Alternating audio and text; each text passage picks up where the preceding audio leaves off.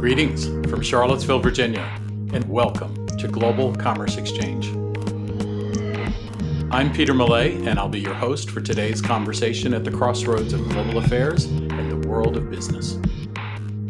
Our show is brought to you by the Center for Global Commerce at the University of Virginia. Now, let's get started. Hey everyone, welcome to this next episode of Global Commerce Exchange. I'm really happy you're with us. Several alumni have written to me over the past few months expressing thanks for the podcast and commenting that it reminded them of their days in the classroom. So that got me thinking, why not develop an episode that really is like being in class? Today, I'm delighted to welcome 6 current students here at the University of Virginia, all of whom were in my Global Commerce class this past semester. Together, we're going to discuss and debate many of the key issues of the day, learning from each other as we go. Joining us in the conversation will be Rick Carew, McIntyre visiting lecturer and the producer of our podcast. I hope you'll enjoy being back in the classroom.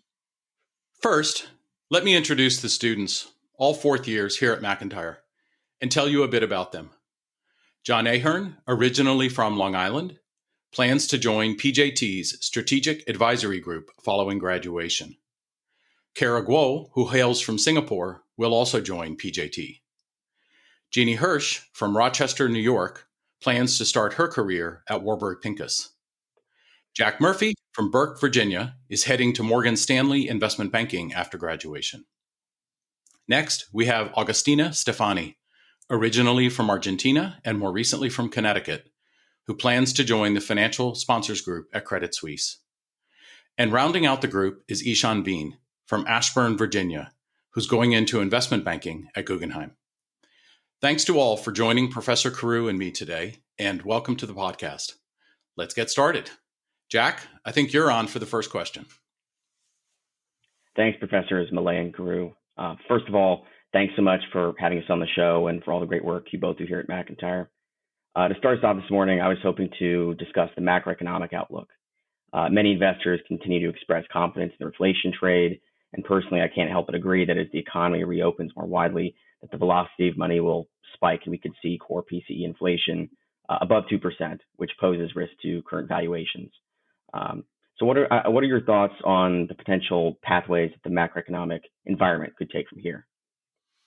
Yeah, Jack, great question. And I think I broadly agree with you. Let me just kind of share with you a little bit my thought process.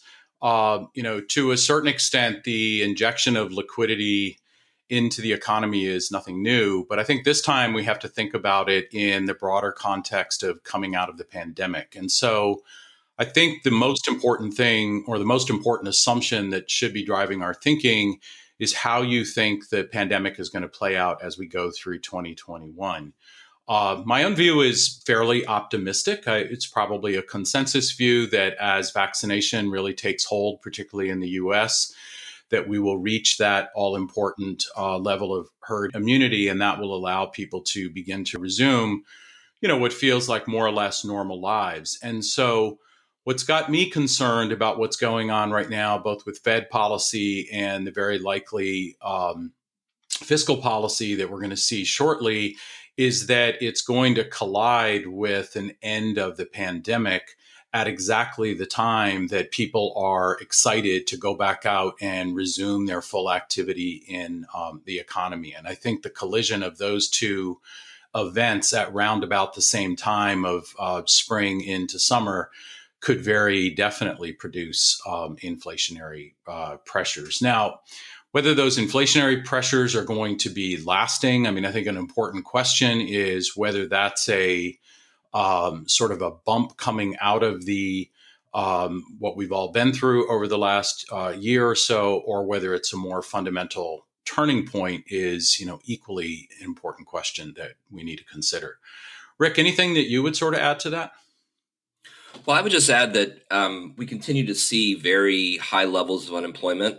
There is a lot of slack in the labor market that the economy is going to have to absorb. So there is some supply buffers against some of the inflationary pressures in the economy. You also have oil prices that remain below historic levels. So that'll continue to be supportive and may help ease some of the inflationary pressure in the economy over the short term. Yeah, and I think I agree with that. But, Rick, another thing on my mind there is, while there is undoubtedly slack in the labor market, does that slack in the labor market match demand in the labor market? So I keep hearing from business contacts that I have that they can't necessarily find the labor that they need to expand their businesses. So I think, the macro data is one thing, but the reality on Main Street may look a little bit different. I guess time will tell.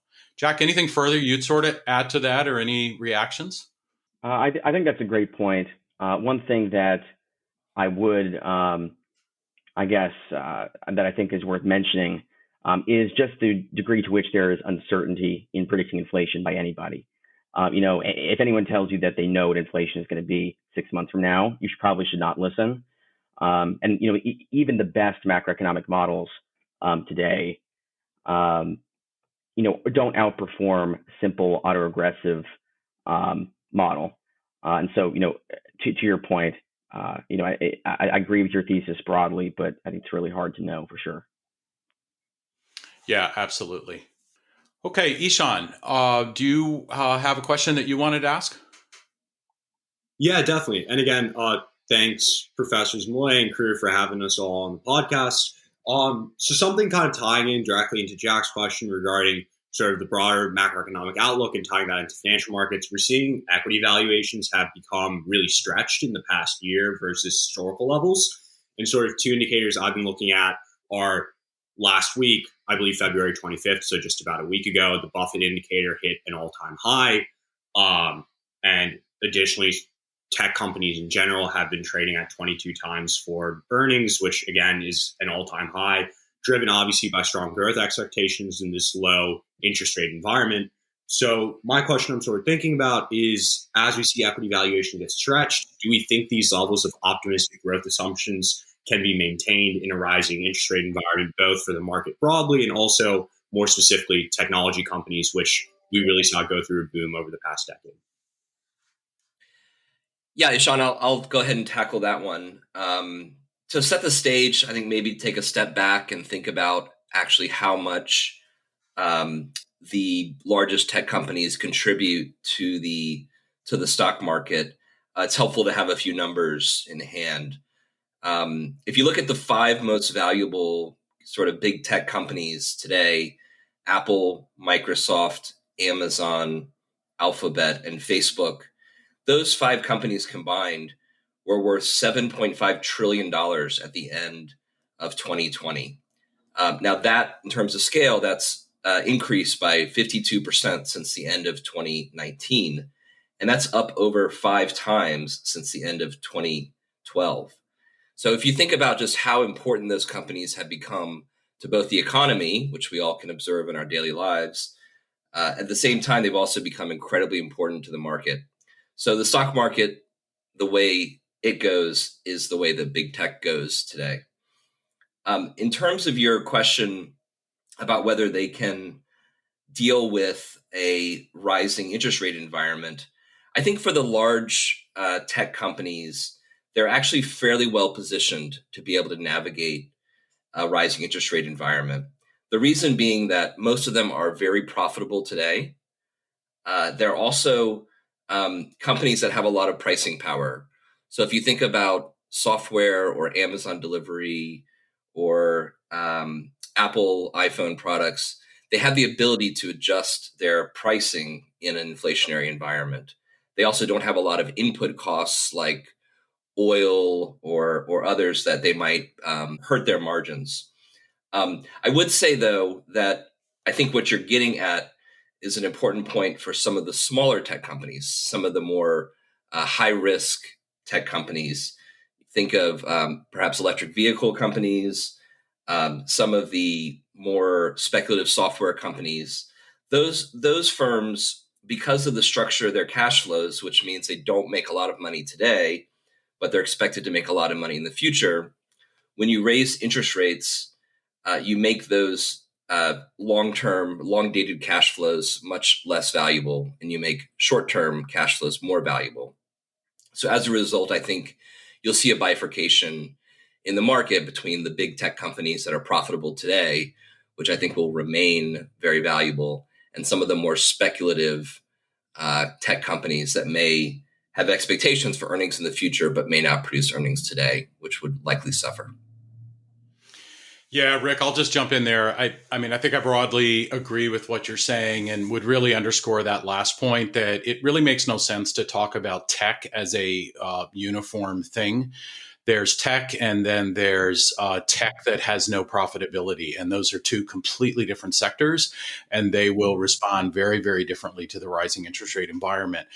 But I think I would kind of disagree with you a little bit on the first point that you made, where you sound relatively positive on the five big tech companies. I mean, I think we have to remember that all five of those companies benefited enormously during the pandemic, and we all understand why.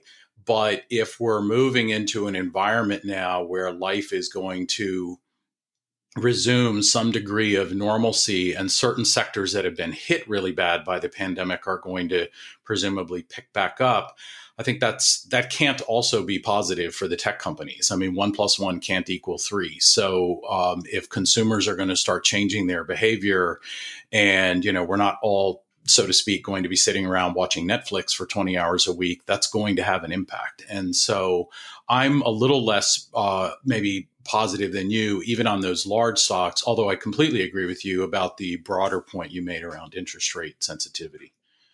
To me, it seems like there have to be some underlying social and political causes that are driving these extreme trends. So my question for you, professors, is what do you think these causes are, and what implications do they have for the future of financial markets? Yeah, Jeannie, great question. Rick, I'll take a stab at that and then turn it over to you. I think, as I see it, there's a couple of different things going on in the phenomena that you mentioned that may or may not be related. There's no doubt about it that we're seeing what I suppose we could call the democratization of investing with the rise of platforms like Robinhood, where more and more people, notably young people who traditionally have not been involved in financial markets, are getting involved in financial markets because it frankly is so easy to do, and in many ways almost gamified in the approach to these young investors. That frankly has me worried. I mean, I think you guys all know from your own studies, understanding financial markets, understanding company valuations. This is not a game, right? It's a pretty serious undertaking. There's a lot of sophistication that goes into it. If you choose to enter into the market, you are in a certain sense competing with people who are very, very good at what they do. And I worry that people who have recently been exposed to some of these platforms for investing are unaware of that and could very significantly get burned through that lack of understanding and lack of sophistication. Now, that's a little bit different than what I think is going on with SPACs and what's going on with Bitcoin. To me, those phenomenon tell us that there is just far, far too much liquidity in financial markets. That is too much liquidity, not enough good ideas. And so that money has to go somewhere. And it's doing things like bidding up the price of Bitcoin, which in my view bears no resemblance whatsoever to its actual value. And it has led to the creation of the SPAC phenomenon. And I'll tell you, I am not a fan of SPACs. I don't think they're healthy for financial markets, and I most certainly don't think they're a good idea for investors.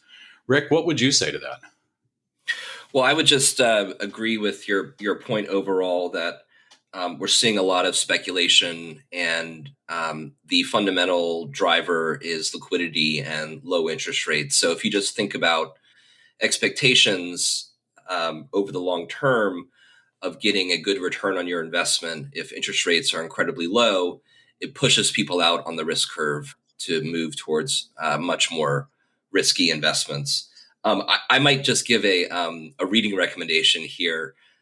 There's a fantastic book written about the 1920s called Reminiscences of a Stock Market Operator, which just really gives a amazing cultural explanation for a lot of the same phenomenon we're seeing, such as bucket shop trading, which I think is very analogous to what's happening in the SPAC world or the crypto world today. So I would encourage you all to read that book if you're interested more on understanding some of the historical parallels for what we're going through.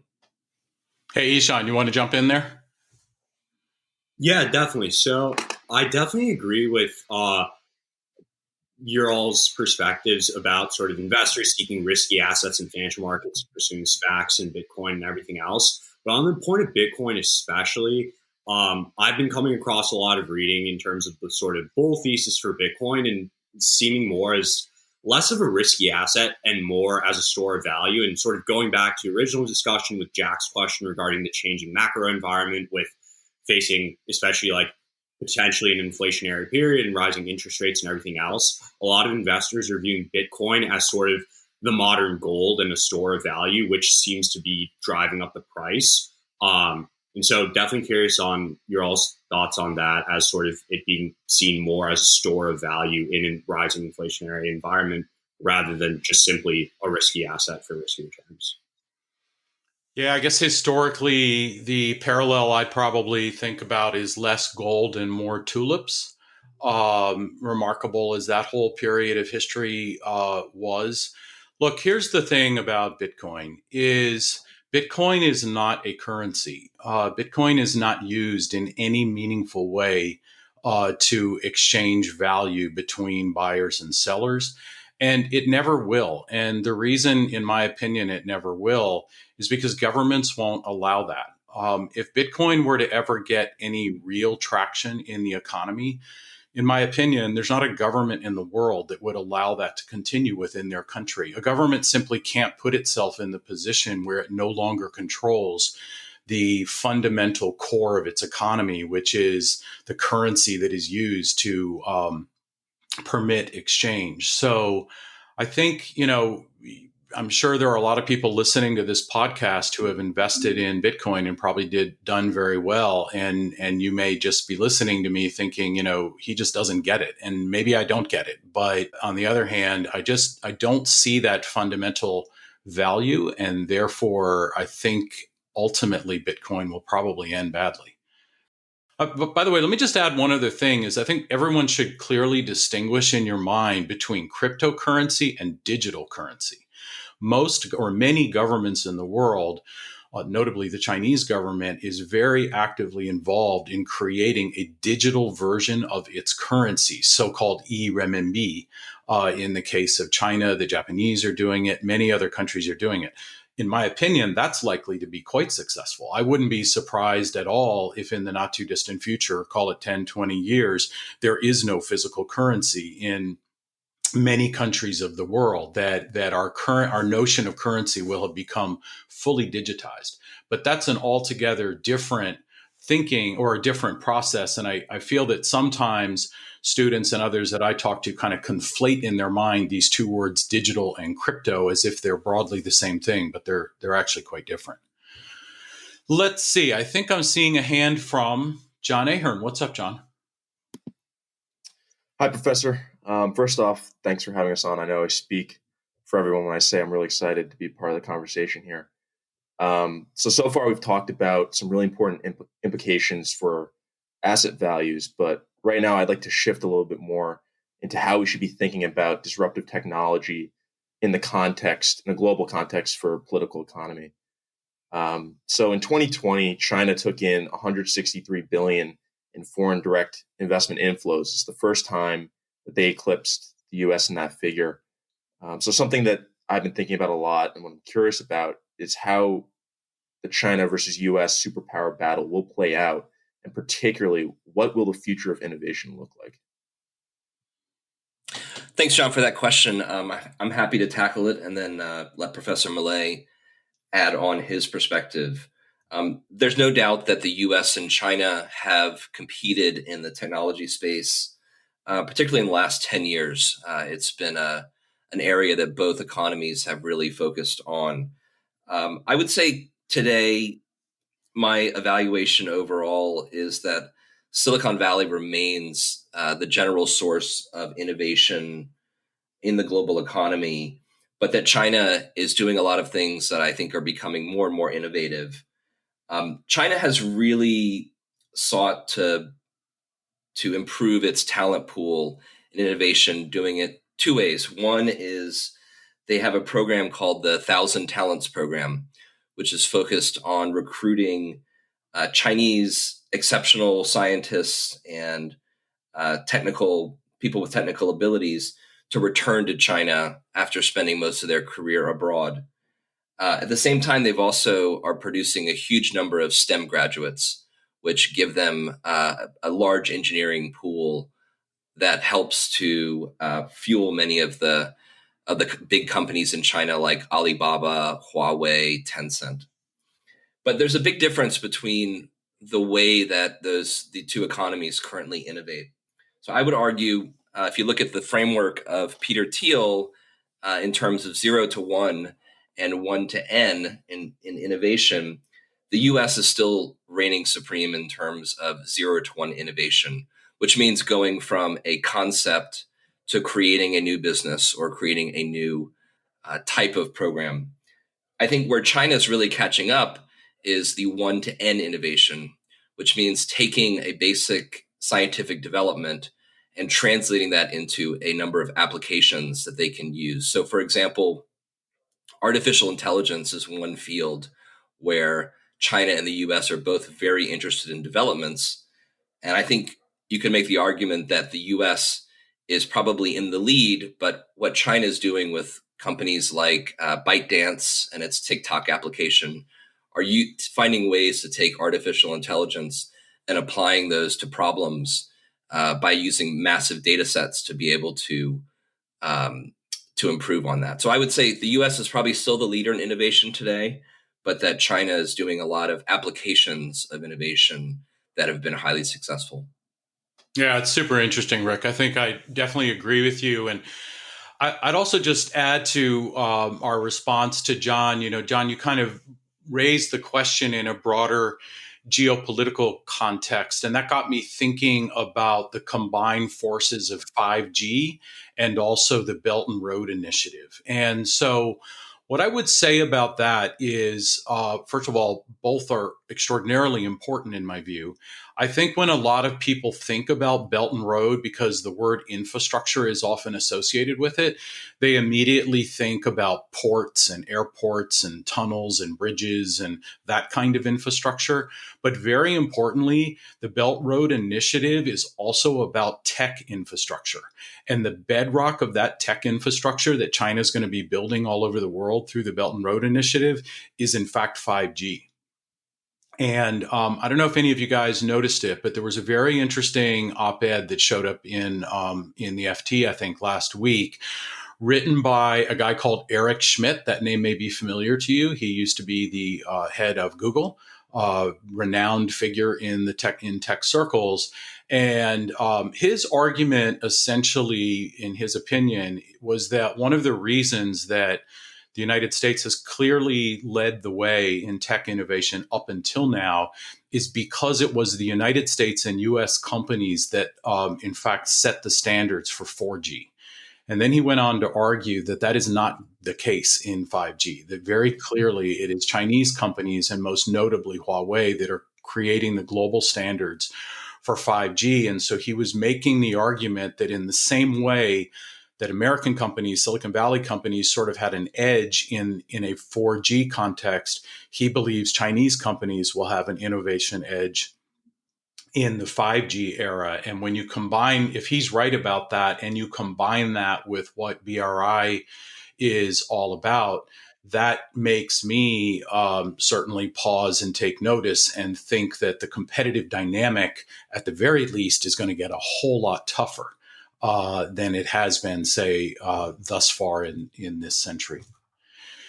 Hey, Augustina, I see a hand up. What's going on? Hey, Professor Millay. Thank you, you and Professor Carew.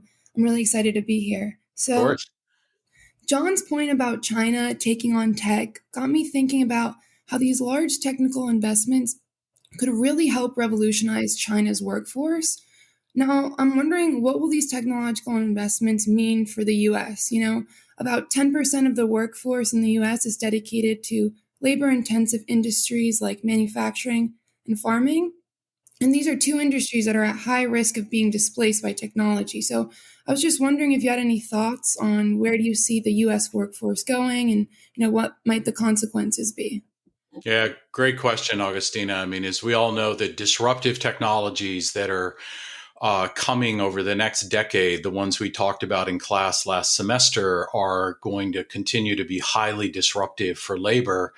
In the United States, I think my response would be to say that in terms of manufacturing and farm related labor, most of that damage, if you will, has already been done. In other words, in a US manufacturing and farming context, those processes are already highly, highly automated. Now, I think you're correct, Augustina. They will become even more automated, and we can probably expect that 10% figure that you mentioned to go down even further. But where I think the real dislocation is going to take place in the US economy and in the US labor force is not so much in manufacturing, but in services.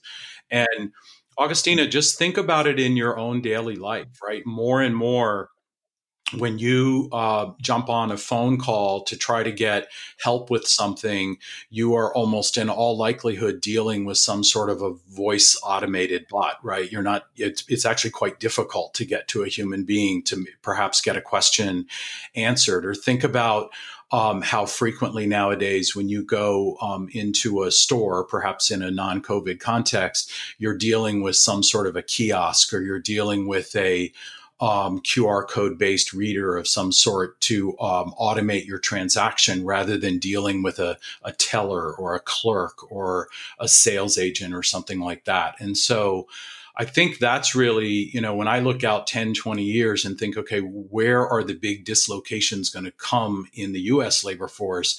That's what I'm thinking about more than manufacturing. But the last thing I'll just say, coming back to your question about manufacturing, what's actually got me quite worried is think about the impact in countries that have not yet developed economically. If you think about the path of development all over the world, the story is always the same, right? A very relatively poor country, for a variety of reasons, the circumstances are such that it can begin to build a manufacturing sector. Usually that's manufacturing fairly low value added goods that employ lots and lots of people. And that's been the path of development for most any country you can think of. And most recently, over the past 40 years, that's been the pathway of development for China. What if that pathway is gone in the future? In other words, what if robotics, 3D printing, other technologies become so sophisticated that there simply is no need for that labor anymore? And if there is no need for that labor anymore, then how do those countries develop? I don't have an answer to that question, but it's something that I think about a lot. Anything you'd add there, Rick? Yeah, I would just say I think your point is right that manufacturing jobs have really already, for the large part, that could have been automated have disappeared from the U.S. economy. And so what we've seen, in the 1990s and early 2000s with NAFTA and China entering the WTO, is those jobs already shifting to lower cost environments. What I'm worried about right now are, as Professor Millay also mentioned, the Uber drivers, Amazon warehouse workers, restaurant retail jobs disappearing. And one of the very interesting things I think we learned from that last wave of job losses in the 90s and early 2000s, from a combination of automation and globalization, was that the efforts to retrain workers largely failed. So a lot of the remedies that people put forth for how to solve globalization and automation was, let's retrain our workforce. Let's encourage workers to learn computer skills that were previously in manufacturing, and that'll help them to adjust to the new job opportunities available. And I think what we learned is that actually, in reality, it's very hard to teach a 50-year-old how to have a set of skills that will be attractive for employers in the new economy. So one of the things that we've seen as a policy prescription that's really come to the fore is the concept of universal basic income, which is meant to provide a safety net for a lot of individuals who might be displaced by these automation trends. So you can imagine people today who are Uber drivers or Amazon warehouse workers. There are not a lot of opportunities available for them in, opportunities that might be interesting to some of the large employers that you guys are going to, or other big companies that have job openings. So that mismatch of skills that Professor Millay mentioned earlier is going to be even harder. And so as a result, people are looking towards direct payments to help fill that gap. Yeah, great point. Hey, Kara, great to see you. Are you still in Singapore or have you come back to the US?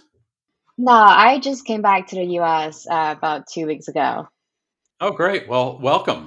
Yeah, hi, professors. Thank you so much for having us on. This has been a very interesting conversation. So I just wanted to move on to the more social aspect of technology. And in the wake of January 6th, we saw a lot of deep tech forming on social media in the interest of preventing instability and further bloodshed. And I expect instances like that to get more common as social media continues to grow in influence. And it worries me that social media seems to be in charge of managing information themselves, but I also don't see a better alternative. So I'm curious to hear your thoughts on whether social media should be managing information this way, and if not, who is the right regulator for it?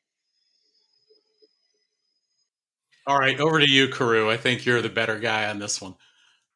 Great. Well, that's a terrific question, Kara. Really thoughtful, and I think a huge issue for many of the biggest tech companies in the world today. So for companies such as Facebook and Twitter, to set the scene, you have to think about kind of the issues that they've dealt with since they've been created. And the biggest issue with regard to your question that they've faced is the issue of whether they should be considered as platforms or publishers. So if you think about traditional media like the New York Times or the Wall Street Journal, it's been pretty well established that they are publishers. And as a result, they're responsible for the type of content that they publish. So for example, if you were to be the subject of an article that was inappropriate or slanderous, they would bear responsibility for that article and the contents that it was published, and a court could fine them or levy a judgment against them.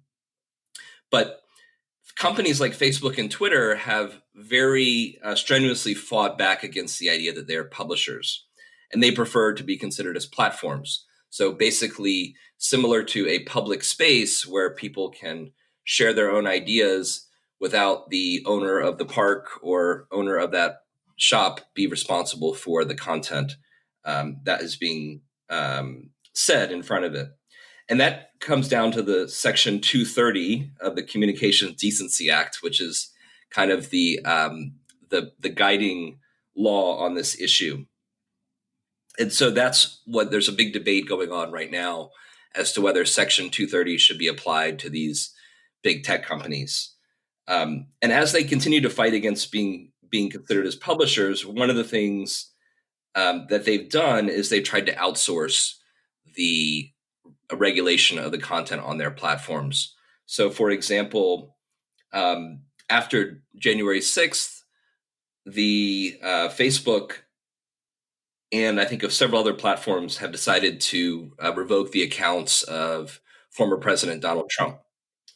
And what they've done is Facebook has created something called the Oversight Board, which I'd encourage you to read a recent New Yorker article about the creation of that body. But it basically is a set of around 20 members from around the world that is being considered as the Facebook Supreme Court, which is a little bit of a scary concept to think about, giving the power of the Supreme Court to these 20 nominated people who are not Facebook. But for Facebook, it gives them the ability to outsource these kind of big controversial decisions.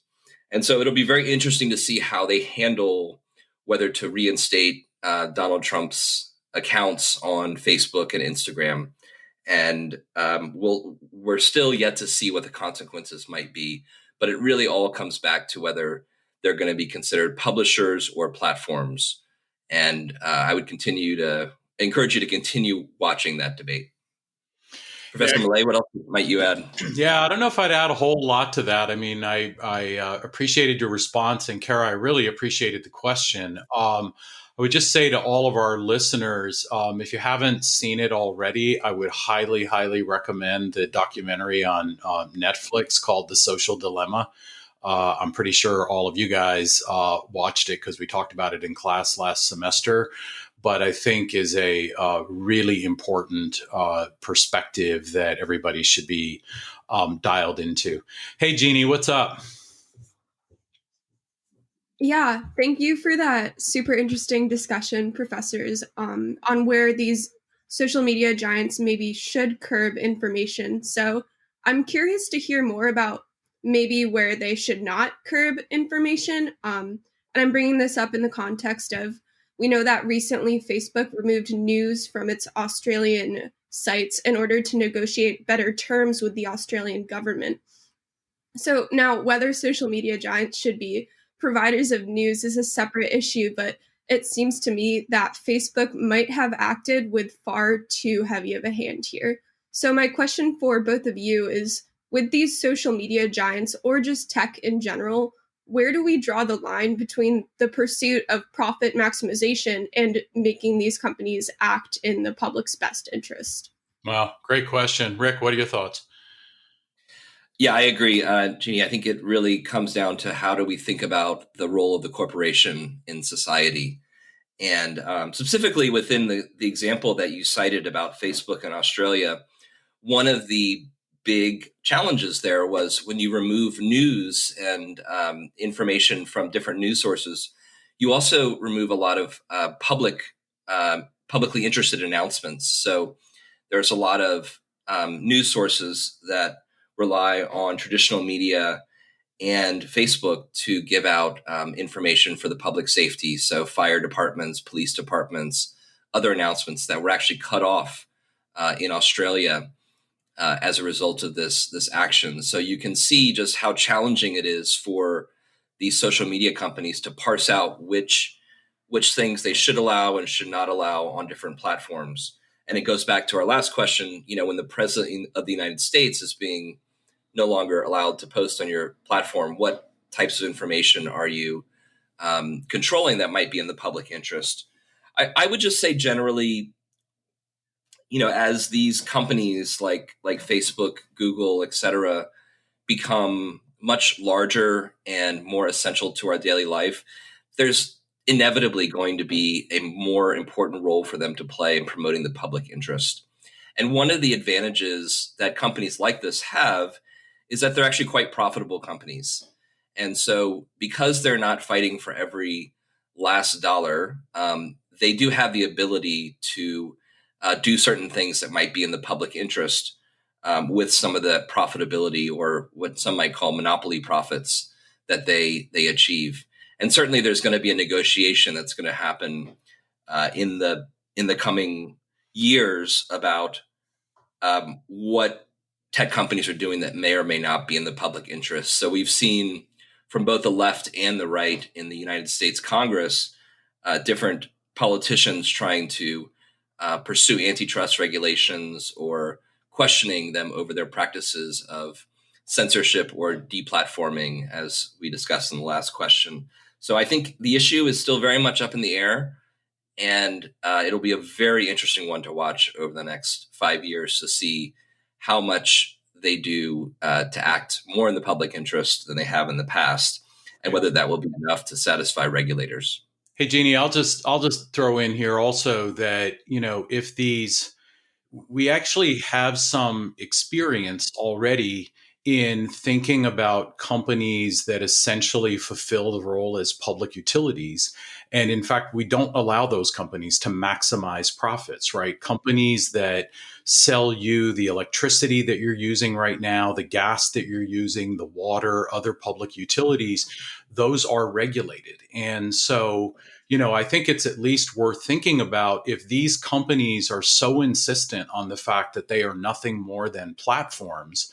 That sounds a whole lot like a utility to me. And so maybe if you're just a platform, you ought to be regulated like a platform, both with respect to the content that is flowing across your platform, as well as the profitability that you derive from that flow. Really no different than the fact that we regulate Dominion Energy here in Virginia, both with respect to the quality of the energy that they're required to provide to your home and also the profits that they can seek from doing that.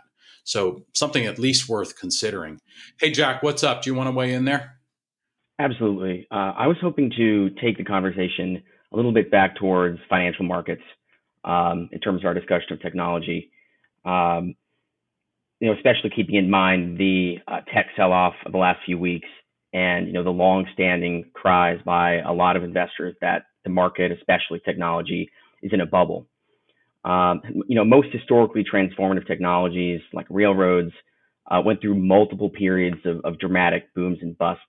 And what I really wanted to ask is it enough as an investor to bet on the right technology, or can you be right about how the future will look and still lose? Yeah, great question. Can you just bet on a new general purpose technology and let the rest of it take care of itself?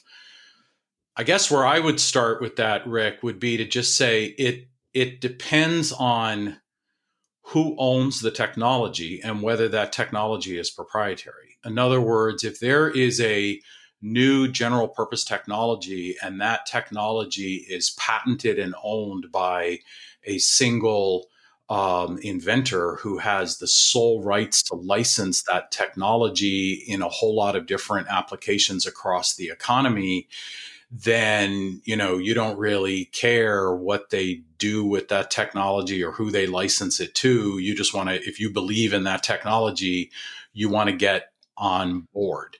But if you're talking about technologies that are more in the public domain and widely available for many, many different companies to take advantage of, for example, the EV space, then no, I don't think you can just randomly invest in any company that claims it's going to, kind of do EV and assume that's going to work out. Because as with any new industry, in the early days, there will be many, many companies fighting for space in that industry. But ultimately, as happens in all industries, there'll be that winnowing out and there will be winners and losers. And so you could have ended up investing in a company that was an EV company, but that company turns out, for a whole lot of reasons that you might not have thought through, to not be one of those winners. So, there, I think it's not enough to just simply back the technology, but you really have to understand and think through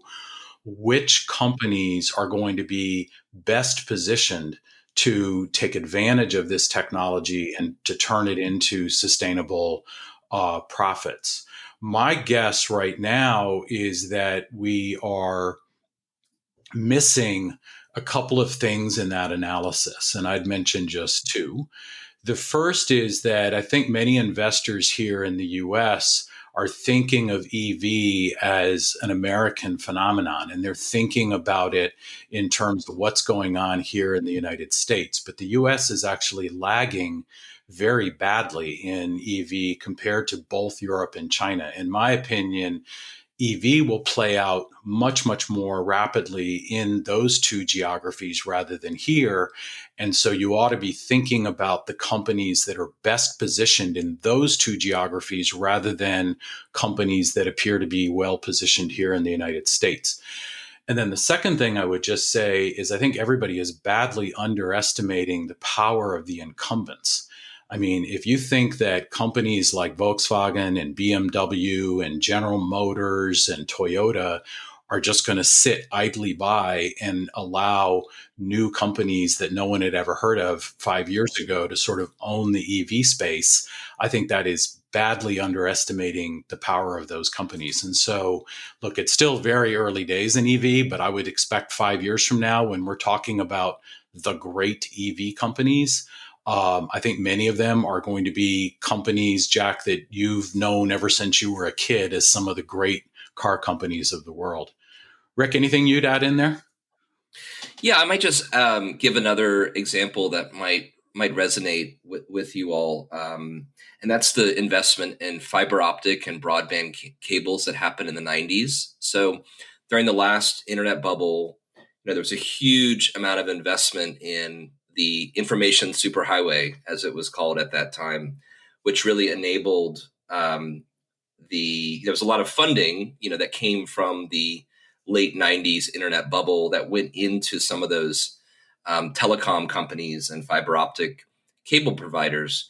And in this way, you can think of it as kind of a bubble is a wonderful thing for economic growth, because all of that overinvestment made it very cheap in the US to access the internet in the 2000s.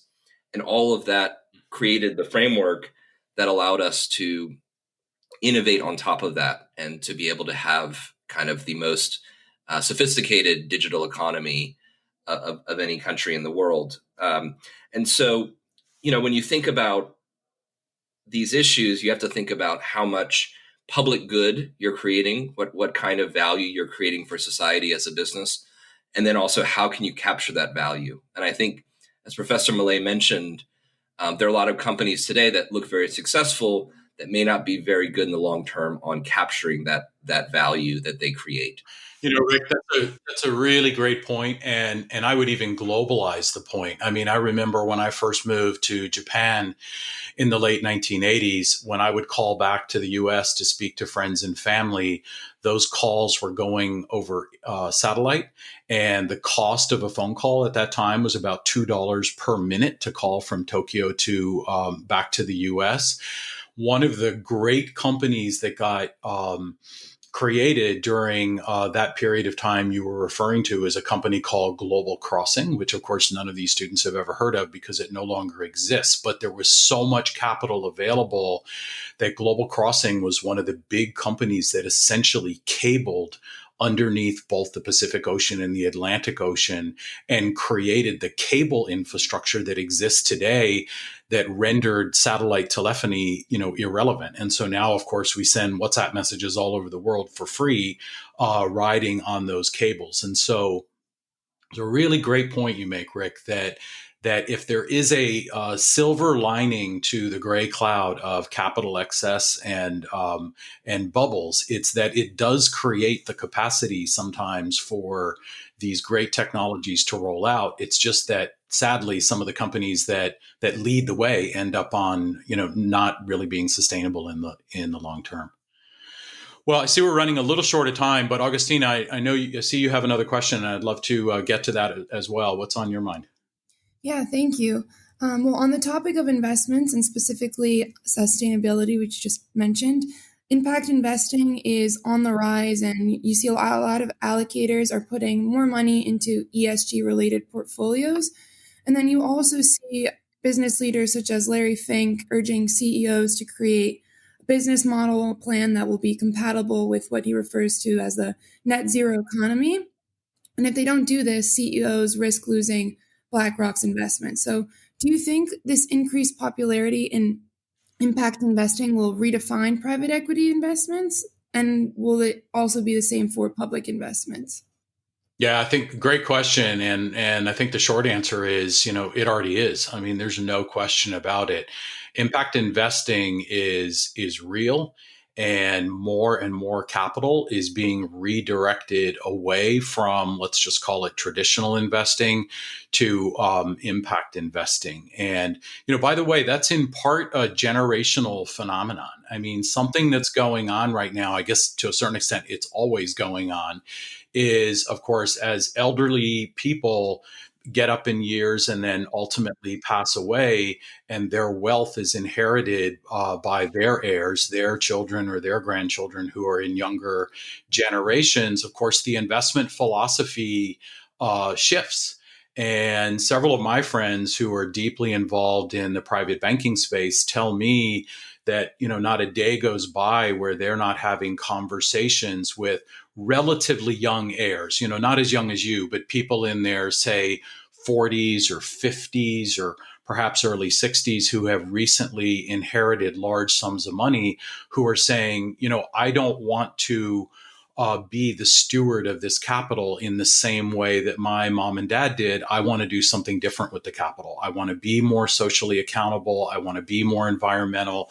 Help me think about redirecting this capital into, the types of things that Larry Fink is talking about. So that's to me a very positive thing, because, as we all know, money talks. If the money starts moving and requiring, and the people behind those capital allocation decisions start requiring more accountable investing on both social and environmental bases, then that's going to happen, and slowly but surely we will continue to see the change that I know we all want and hope to see. Kara, something that you would add there? Yeah, I just wanted to go off on the topic of corporate social responsibility. So, over the past year, companies in the US have been more willing to take a stand on issues like systemic racism and electoral integrity. And that goes against the long-standing tradition of companies staying out of politics.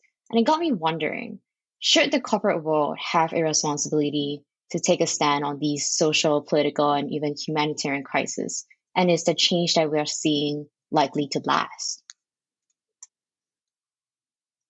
Wow, such a great question, Kara, and such an important question. And I mean, I'll start and then see what Professor Carew would like to add. But absolutely, companies should take a stand on issues. They should not only take a stand on issues, but they should direct their business models to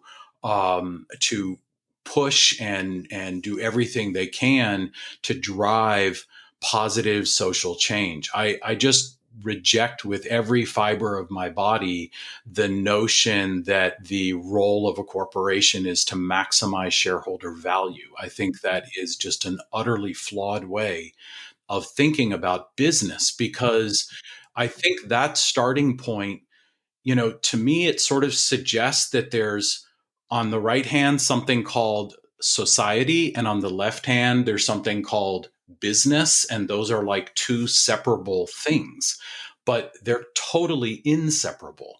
Commerce is society. Society is commerce. They are synonyms, right? They're not, business is not some separate thing that's kind of happening in its own orbit.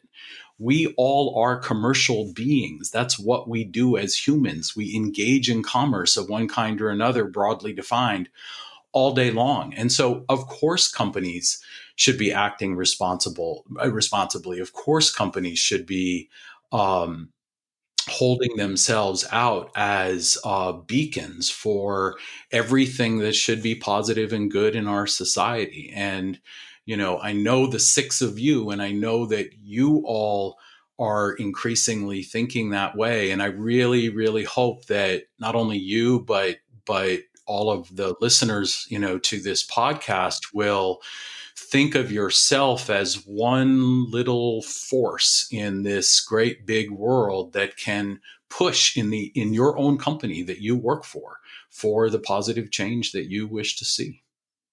Rick, am I on the right page there, or do you think I'm too strident in that view? No, I think that's very well put, and I think it's to your point about what we are doing and what our purpose is at the McIntire School of Commerce at the University of Virginia.